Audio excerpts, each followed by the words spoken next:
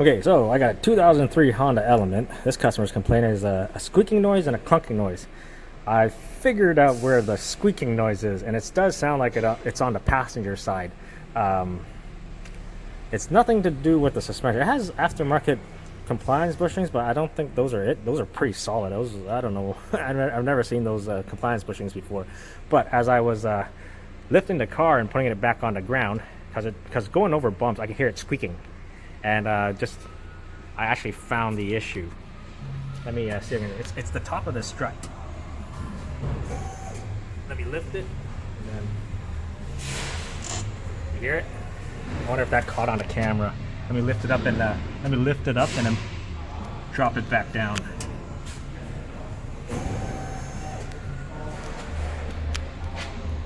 Oh, where's the strut? Right there. Get it. There you go. So it's this center part moving in and up and down. So I get for you. There you go.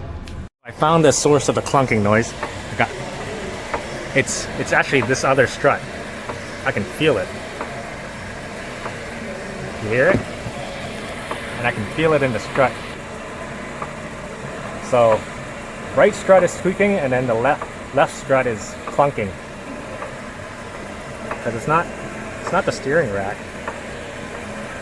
I don't feel it. It's definitely the strut. All right, thank you. So I guess that's what that clunking noise is, because it's kind of weird. Because when I was on a road test, hitting bumps and everything didn't make a clunking noise. It's only if you're moving and turning the wheel. Say if you're in the parking lot moving, backwards and forwards and all that stuff, and you're turning the wheel, it makes a loud clunking noise. It kind of, I guess, it resonates more in the cabin than it does out here, because you can hear it and I can feel it in the brake pedal itself. But yeah, so we just need two front struts. So I guess I got a Honda Element front strut video for you guys. I think somebody in the comments said they just got a Honda Element to replace their Tacoma and they had a clunking noise in the front too. And maybe this will help him figure out what his clunking noise is. And this is why it's so important to go on your test drive and try to get as much information on your test drive of what your suspension is doing when it's making noise. Because when I lift it up on the hoist and I check the front end, everything is tight. There's no play in anything. But something like that, something in the strut itself, isn't going to cause any play, but you can feel it as you move the steering wheel back and forth. So very important to go on your test drive. All right, so while we're waiting for parts to get here, we're going to start by removing some things. Probably remove this axle nut here. Hopefully this thing's not seizing the hub that way, because I'm going to remove it from here so then I can just swing the knuckle out of the way. Get the brake line off the strut here, and then the ABS wire off the clip. Maybe take that off so it gives me more slack. Take the tie rods off, and then once all that's off, I just remove the three nuts on top, and then we can remove this strut out of the way, or remove the strut. Well, my struts came. They were pretty quick actually, but so far, I think the hardest part is if you have an Element that you've never removed the axle. CV axle before, you probably have issues trying to drive it through, because I had to air hammer it out, but it came through and it moves, so that's all good. Disconnect the tie rod ends, took the brake lines off and the ABS wire. I just took the bolts off, so I got plenty of slack here. The only thing left to do is I'm just going to remove these two bolts on the knuckle, and then this can just swing out of the way, and then you just remove the three nuts on the top, and then we can get the strut right out. Right, so now we got everything disconnected down here. No tension on anything. Just make sure you have the CV shaft pushed inwards. That way you don't pop the inner joint out of its socket, and then you're pretty much golden. So now I'm just going to lower the car and remove the rest of the strut, because this thing's that's pretty much basically it.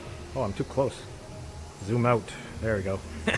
And if you're at the same time you're looking to change your CV axles, Perfect time to do that because basically same procedure. All you guys got to do is pop it out of the transmission, and then yeah, you change your CV axles.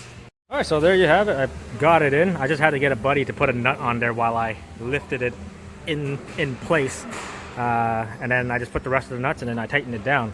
So now we just got to put everything back together. So yeah, as you can see, it's not too difficult. And yeah, if the guy who left a comment about his Honda Element making clunking noises, I hope this video helps in finding your clunking noise in your Honda Element.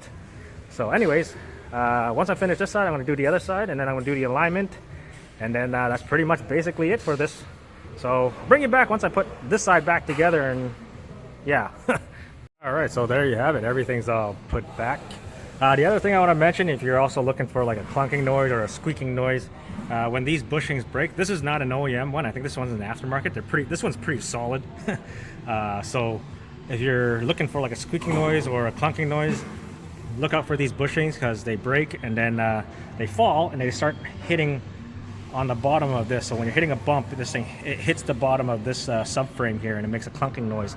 But it also squeaks because, you know, it's rubber against rubber and it's moving up and down, and it also causes a squeaking noise. So if you're looking for other noises, that's also a possibility for clunking and squeaking noises.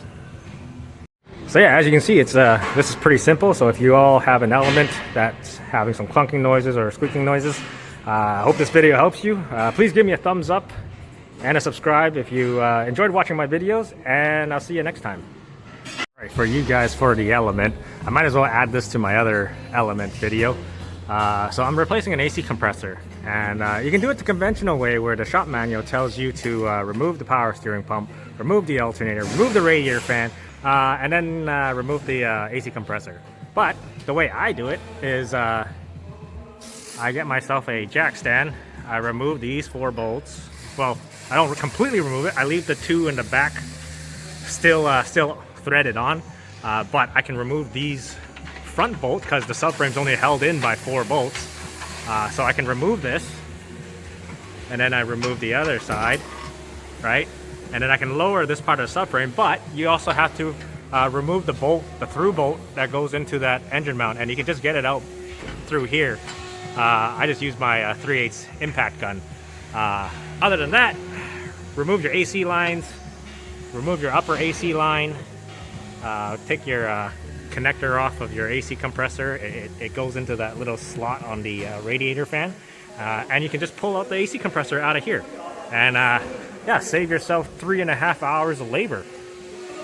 There you have it. You just got to keep lowering it until you're able to fit it through, and then I can put the new one in.